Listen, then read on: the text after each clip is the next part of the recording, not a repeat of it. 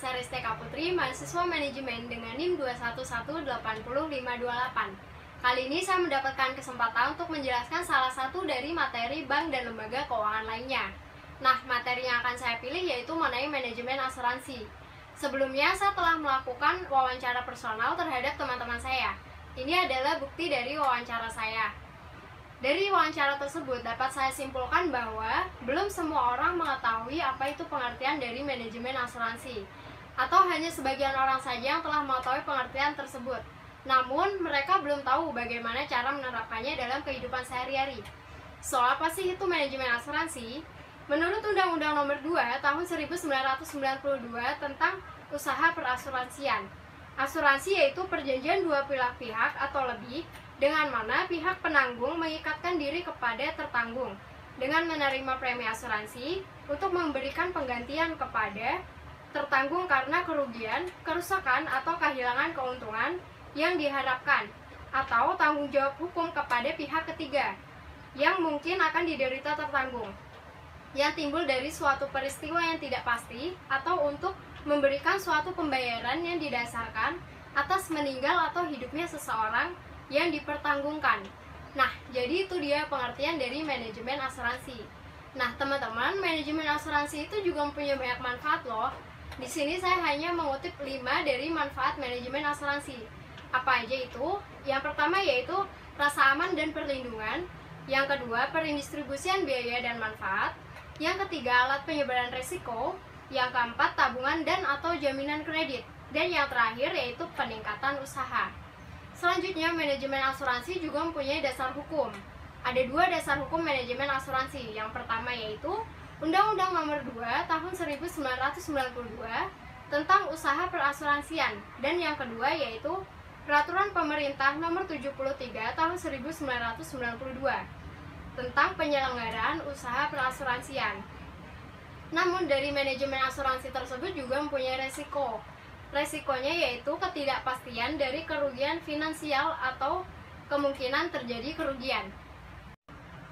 Jenis-jenis resiko dalam asuransi ada 3. Yang pertama yaitu resiko murni. Resiko bila itu memang terjadi pasti menimbulkan kerugian, dan apabila tidak terjadi maka tidak akan menimbulkan keuntungan. Artinya dalam pengertian resiko murni kerugian pasti akan terjadi. Contohnya kebakaran, bangkrut, kecelakaan, dan lain-lain sebagainya. Yang kedua yaitu ada resiko spekulatif. Resiko ini kebalikan dari resiko murni. Resiko spekulatif masih mengandung 2 kemungkinan jika peristiwa yang dianggap resiko tersebut benar-benar terjadi. Misalnya, ketika berinvestasi di saham bursa efek, maka peristiwa atau proses investasi tersebut akan menimbulkan resiko spekulatif, yaitu di satu sisi ada kemungkinan untung secara finansial, dan di sisi lain ada resiko kerugian. Lalu yang ketiga yaitu ada resiko individu. Resiko individu adalah berbagai macam kemungkinan yang terjadi di kehidupan sehari-hari yang dapat mempengaruhi kapasitas finansial seseorang, harta kekayaan maupun resiko tanggung jawab. Nah, resiko individu ini juga terbagi menjadi beberapa bagian loh teman-teman. Di antaranya yaitu resiko pribadi, resiko harta, dan resiko tanggung gugat. Teman-teman, dalam manajemen asuransi, selain adanya resiko, juga terdapat bagaimana cara menangani resiko-resiko tersebut. Terdapat 5 cara menangani resiko. Yang pertama yaitu menghindari resiko atau risk avoidance, yaitu dapat dilaksanakan dengan cara mempertimbangkan resiko yang timbul sebelum kita melakukan aktivitas-aktivitas. Setelah mengetahui resiko yang kemungkinan timbul tersebut, kita bisa menentukan apakah aktivitas tersebut bisa kita lanjutkan atau kita hentikan. Lalu yang kedua yaitu mengurangi resiko atau risk reduction, yaitu tindakan ini hanya bersifat meminimalisir resiko yang kemungkinan terjadi. Lalu yang ketiga yaitu menahan resiko atau risk retention, berarti kita bisa melakukan aktivitas apa-apa terhadap resiko tersebut.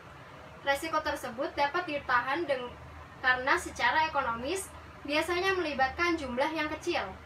Bahkan kadang-kadang orang tidak sadar akan usaha menahan resiko ini.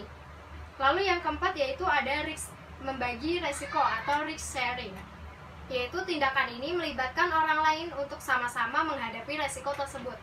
Dan yang terakhir yaitu ada mentransfer resiko atau risk transfer, yaitu berarti memindahkan risiko kerugian kepada pihak lain yang bersedia serta mampu memikul beban risiko tersebut. Teman-teman, selanjutnya saya akan menjelaskan mengenai prinsip-prinsip asuransi.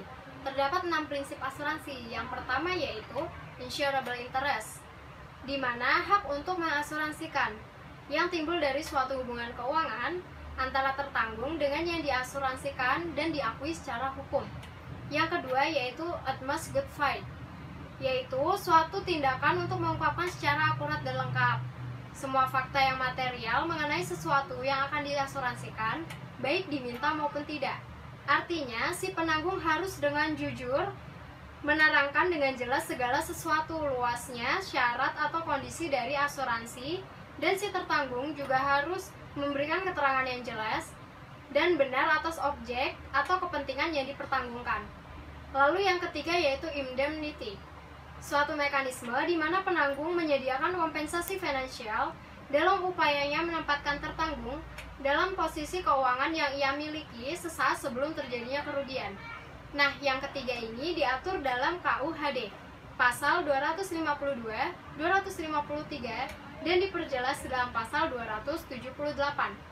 Lalu yang keempat yaitu ada proximate cause, adalah suatu penyebab aktif efisien yang menimbulkan rantaian kejadian yang menimbulkan suatu akibat tanpa adanya intervensi suatu yang dimulai dan secara aktif dari sumber yang baru dan independen.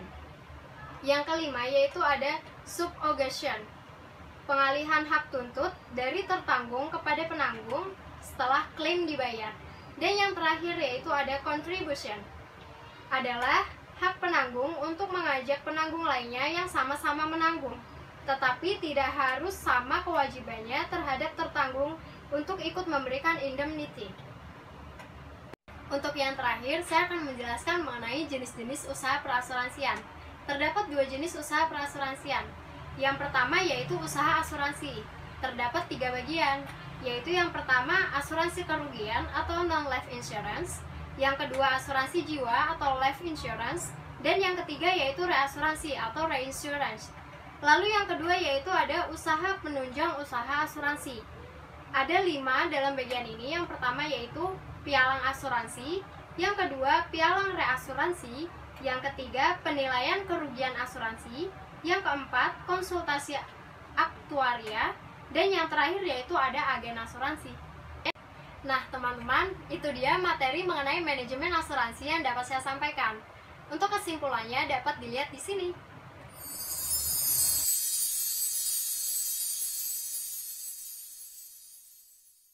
Terima kasih telah menonton video mengenai manajemen asuransi yang telah saya sampaikan. Semoga bermanfaat untuk teman-teman semua.